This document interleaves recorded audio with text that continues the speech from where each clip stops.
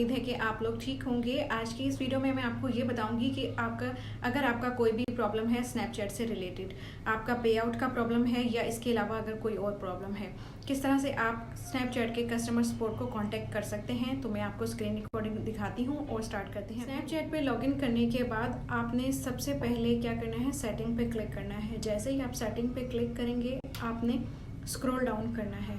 Scroll down करने के बाद आपको एक ऑप्शन मिलेगा आई नीड हेल्प, आपने यहाँ पर क्लिक करना है। यहाँ पर क्लिक करने के बाद आप ये देख सकते हैं यहाँ पर लिखा हुआ है कॉन्टैक्ट अस, आपने यहाँ पर क्लिक करना है।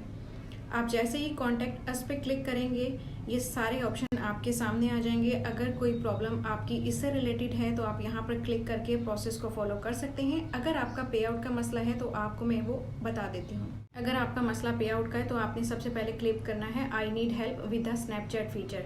उसके बाद आपने क्लिक करना है स्पॉटलाइट पर।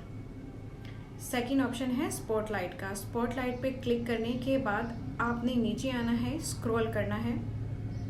उसके बाद आपको नज़र आएगा एक ऑप्शन माई स्पॉटलाइट पे आउट, आपने माई स्पॉटलाइट पे आउट पे क्लिक करना है। उसके बाद आपका यूज़र नेम और आपका ईमेल ऑलरेडी ऑटोमेटिकली लिखा हुआ आएगा।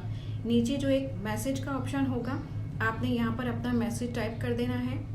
मैं कोई भी मैसेज आपको समझाने के लिए टाइप कर देती हूँ। यहाँ पर जो है मैंने मैसेज टाइप कर दिया है। उसके बाद मैं सेंड के बटन पे क्लिक करूँगी।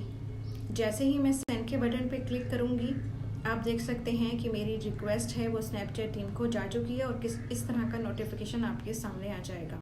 आपके पास एक ईमेल आ जाएगी स्नैपचैट से रिलेटेड और आपसे कहा जाएगा अगर आपकी कोई प्रॉब्लम है, कोई क्वेरीज है तो इस ईमेल के रिप्लाई में हमें वो बताएं। तो इस तरह से आप स्नैपचैट टीम से कांटेक्ट कर सकते हैं। बहुत ही आसान तरीका है। इस वीडियो में सिर्फ इतना ही।